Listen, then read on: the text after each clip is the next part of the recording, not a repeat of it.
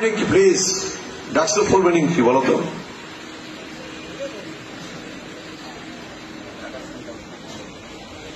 বসো বাহ, হায়রে ছাত্র, হায়রে ছাত্র দল, আমরা ছাত্র সমাজকে নেতৃত্ব দেব।